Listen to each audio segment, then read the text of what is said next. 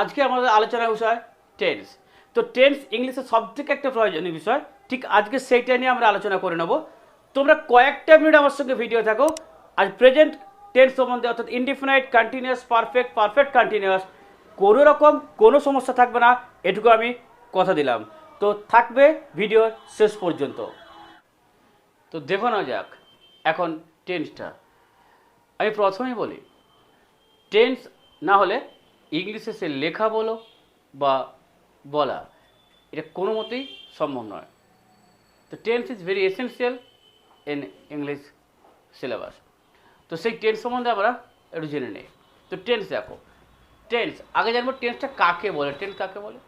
Tense denotes the Times of A verb. Tense denotes the time of A verb, অর্থাৎ ক্রিয়া সম্পন্ন হওয়ার সময়কালকে বলা হয় টেন্স। তো ক্রিয়াটা কখন সম্পন্ন হচ্ছে, কি সময়ে সম্পন্ন হচ্ছে, সেইটাই কিন্তু টেন্স। তো সেটা বিস্তারিত জেনে নিচ্ছি, দেখে নাও। আগে জানবো টেন্সকে কয় ভাগে ভাগ করা যায়। Present, past, future. তাহলে প্রেজেন্ট, পাস্ট, ফিউচার। তো প্রেজেন্ট টেন্স মানে বর্তমান কাল, বর্তমানে যেটা চলছে। আমি খাই, আমি স্কুলে যাই, আমি ছবি আঁকি, বর্তমান কালে যেটা চলছে। পাস্ট অতীত, যেটা ঘটে গেছে। সে প্রধানমন্ত্রী ছিল, যেটা ঘটে গেছে অলরেডি। সে গতকাল স্কুলে গিয়েছিল, অলরেডি ঘটে গেছে, ওটা ফার্স্ট টেন্স। নেক্সট ফিউচার, ভবিষ্যতে কি হবে। সে হয়তো প্রধানমন্ত্রী হবে, ভবিষ্যতে হতে পারে। সে কাল কলকাতা যাবে, ওটা যেতে পারে, যাবে। তো এটাকে বলছে ভবিষ্যৎকাল, অর্থাৎ ফিউচার। এবারে প্রেজেন্ট বলো, পাস্ট বলো বা ফিউচার বলো, প্রত্যেকটারই কিন্তু চারটে প্রকার আছে। কি কি? Present indefinite, present continuous, present perfect, present perfect continuous. ঠিক পাস্ট টেন্সের ক্ষেত্রে দেখো, past indefinite, past continuous, past perfect continuous. ফিউচারের ক্ষেত্রে future indefinite, future continuous, future perfect continuous. তো প্রত্যেকের ক্ষেত্রেই প্রত্যেকটা টেন্স, সেটা প্রেজেন্ট, পাস্ট বা ফিউচার, প্রত্যেকটা টেন্সের ক্ষেত্রে চারটে করে ভাগ আছে। অর্থাৎ present indefinite, past indefinite, past continuous, past perfect continuous. প্রেজেন্টের ক্ষেত্রে একই, পাস্টের ক্ষেত্রেও একই, আর ফিউচারের ক্ষেত্রেও একই। তো আমরা ভাগগুলো জানলাম। এবার আমি তোমাদের পরপর প্রেজেন্ট টেন্সটা বোঝাবো। Present indefinite, continuous, perfect, present perfect করে পরপর কী করে সহজে আমরা কনস্ট্রাক্ট করতে পারি সেটা আমরা দেখে নেব। তো আজকে দেখে নেব প্রেজেন্ট ইনডিফিনাইট টেন্স। তো প্রেজেন্ট ইনডিফিনাইটটা দেখো তো, প্রেজেন্ট বাংলার মূল ক্রিয়া, বাংলার মূল ক্রিয়া থাকলে প্রেজেন্ট ইনডিফিনাইট টেন্স। যেমন সে খেলে, সে গান করে, সে লেখে, মূল ক্রিয়া থাকলে প্রেজেন্ট ইনডিফিনাইট হয়। তো এবার মূল ক্রিয়া, সে ফুটবল খেলে, মূল ক্রিয়া, এটা প্রেজেন্ট ইনডিফিনাইট। তো একে ট্রান্সলেট করাটা আমি একটু শিখে নেব, কারণ আমরা বাংলা মাধ্যম অবশ্যই ট্রান্সলেটটা ভালো করে জানতে হয়, নাহলে ইংলিশটা আমরা পিছিয়ে পড়বো। তো সেটা আমরা জানছি। তো এই জাস্ট ফর্মেশন দেখে, প্রথম ফর্মেশন কি? সাবজেক্ট, নেক্সট কি? ভার্বের ওয়ান, তাই না, ভার্বের প্রেজেন্ট ফর্ম, নেক্সট অবজেক্ট, আর নেক্সট ফর্ম সাবজেক্ট। যখন থার্ড পারসন সিঙ্গুলার নাম্বার থাকবে তখন ভার্বের সাথে এস বা ইএস যুক্ত হয়। তো এবার একটা ফর্মেশন এখানে ইউজ করে দেখো। প্রথমে কি পেয়েছে? সাবজেক্ট। এখানে কে? সাবজেক্ট কে? কে খেলে? ভার্বকে কোশ্চেন করে পেয়ে যাবো, কে খেলে? সে। তাহলে হিটাই সাবজেক্ট, তাহলে হিটা সাবজেক্ট, হি সাবজেক্ট এখানে। নেক্সট ভার্বের প্রেজেন্ট ফর্ম, সে খেলে ফুটবল, খেলে, প্লে,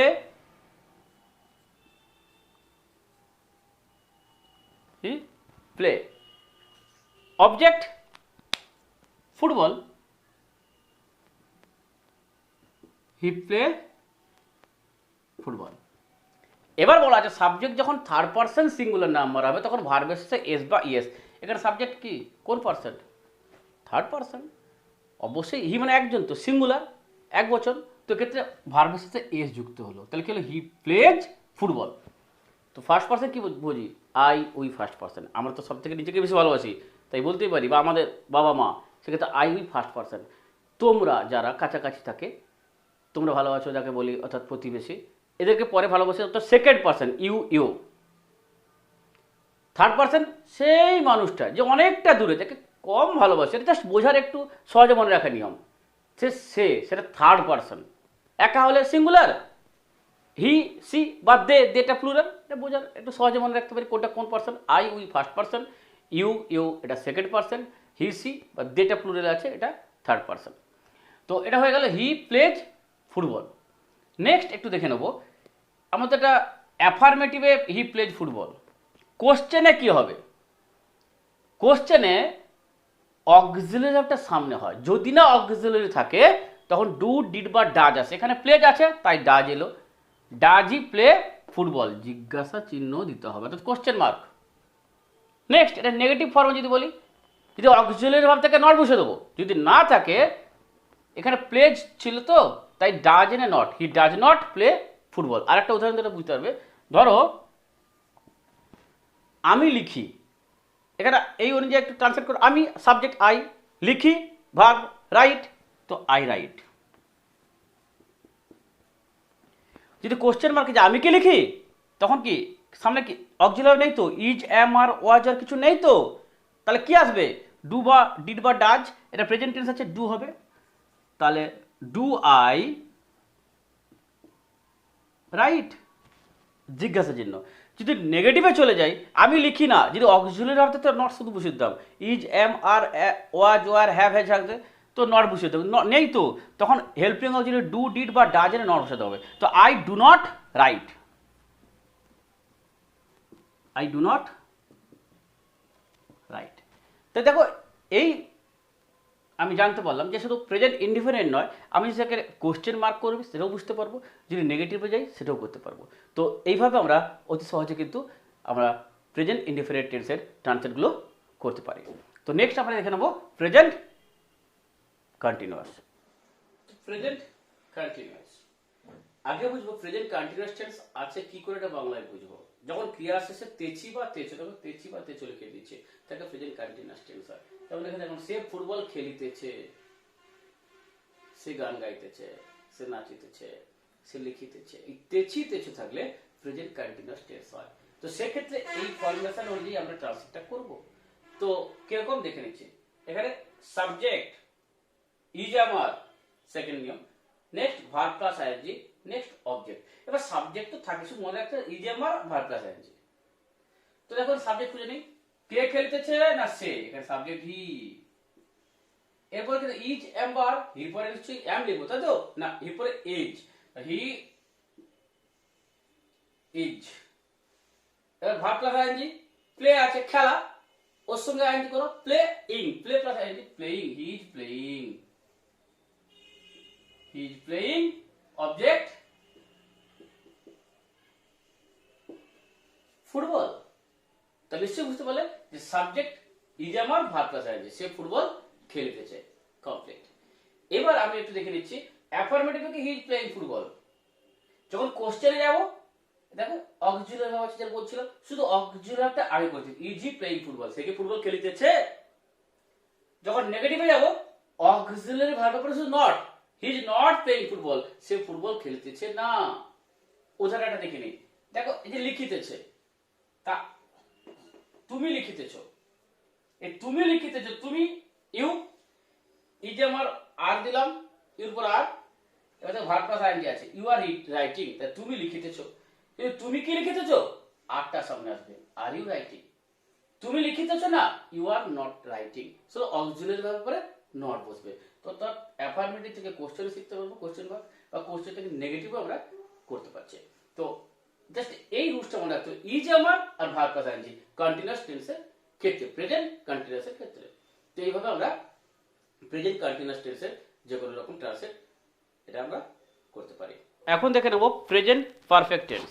তো প্রেজেন্ট পারফেক্টে বোঝার নিয়ম কি দেখো, বাংলা ক্রিয়া শেষে ইয়াছি ইয়াছো যুক্ত থাকে, সে ফুটবল খেলিয়াছে, অর্থাৎ যে কাজটা কিছুক্ষণ আগে হয়ে গেছে তাকে বলে প্রেজেন্ট পারফেক্ট টেন্স।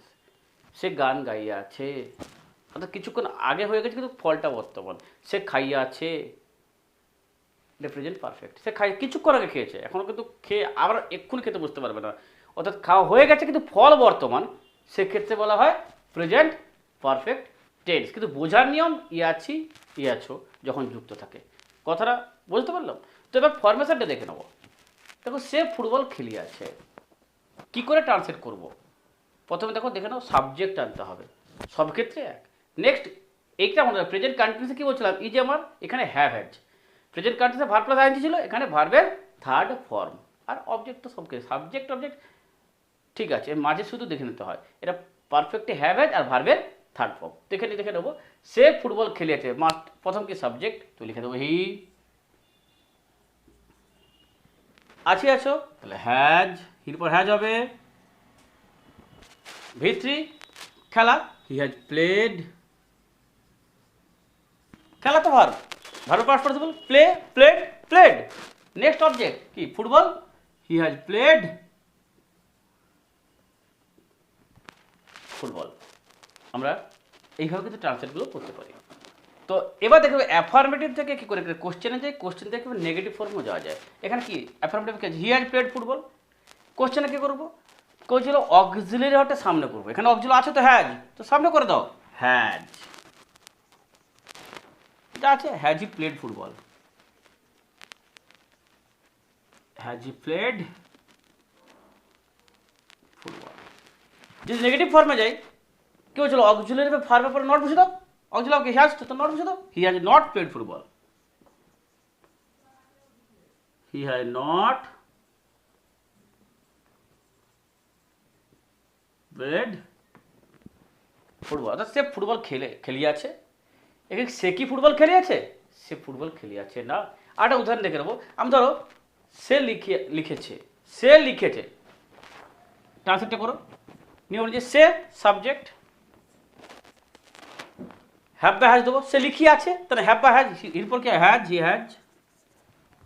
লেখা, সে লিখিয়ে আছে, লেখা কি রাইট রোট, রিটিন ভার্বের থার্ড ফর্ম রিটিন।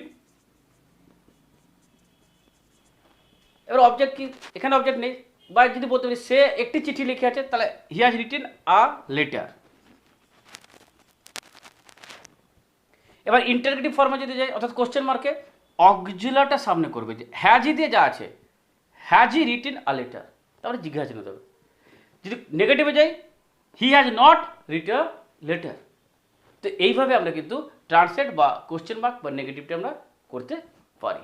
তোমাদের যদি বুঝতে পারি, আমার খুবই রিকোয়েস্ট তোমরা কমেন্ট বক্সে একটু হলেও জানিও যে তোমরা এটা বুঝতে পেরেছ বা তোমাদের একটু হলেও সুবিধা করতে পেরেছে কিনা।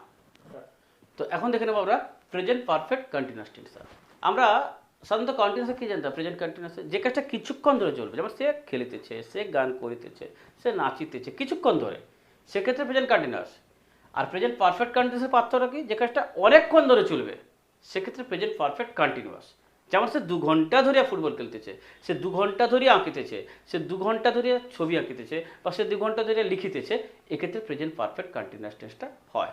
তো ফরমেশন টাইপে দেখে নেবো। এখানে একটা এক্সাম্পল দেওয়া আছে, সে 2 ঘন্টা ধরিয়া ফুটবল খেলিতেছে। ফরমেশন কি, সব তো জানোই, সাবজেক্ট ফার্স্ট, তো সাবজেক্ট লিখলাম, সাবজেক্টটা লিখে নিলাম, তো হি লিখে নিলাম। নেক্সট আছে, নেক্সট এটা রুলস, হ্যাভ বিন বা হ্যাজ বিন, হির পরে হ্যাভ হবে না তো নিশ্চয়ই হ্যাজ হবে, তো ওটা লিখে নিলাম হি হ্যাজ বিন।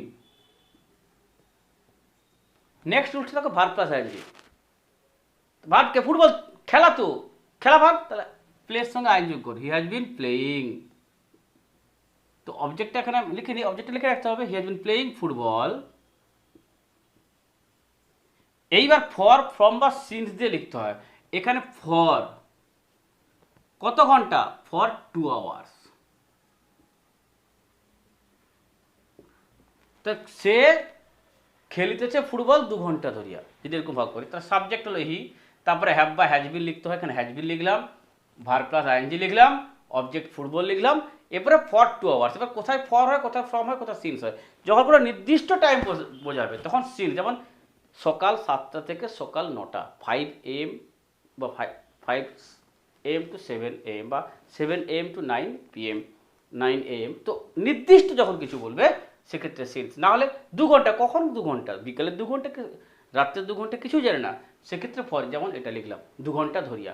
এছাড়া এগুলো বাদে যে কোনো কিছু হইতে থাকলে ফ্রম লেখা হয়।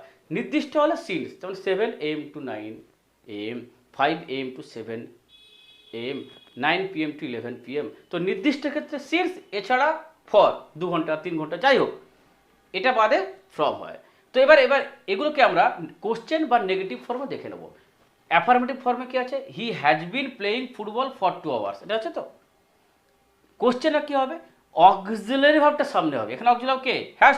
তো লিখো হ্যাজ, তোমার যা আছে হ্যাজ হি বিন, যা আছে has he been playing football for 2 hours. তো নেগেটিভে অক্সিলারি ভার্বের পর নট বসাও, হি হ্যাজ নট বিন, তারপর যা আছে প্লেয়িং ফুটবল ফর 2 আওয়ার্স, তো নেগেটিভ ফর্ম হয়ে যাবে। তো এইভাবে আমরা ট্রান্সলেটও করতে পারবো, অর্থাৎ অ্যাফার্মেটিভ সেন্টেন্স তৈরি করতে পারবো, কোশ্চেন মার্কে তৈরি করতে পারবো, নেগেটিভ ফর্মেও আমরা নিয়ে যেতে পারবো। তো আমরা এই রুলসগুলো যদি দেখতে থাকি, আশা করি তোমরা সহজে কিন্তু present indefinite, present continuous, present perfect continuous tense সম্বন্ধে তোমরা ধারণাটা পরিষ্কার করতে পারবে। আর আজকে যদি এই ধারণাটা আমি সঠিকভাবে দিতে পারি, অবশ্যই তোমরা ভিডিওটা শেষে একটু কমেন্ট দিয়ে দাও। এটা আমার খুবই ইচ্ছা, বা এই কমেন্ট আমাকে আরও বেশি ইন্সপায়ারিত করবে পরের ভিডিওটা বানাতে।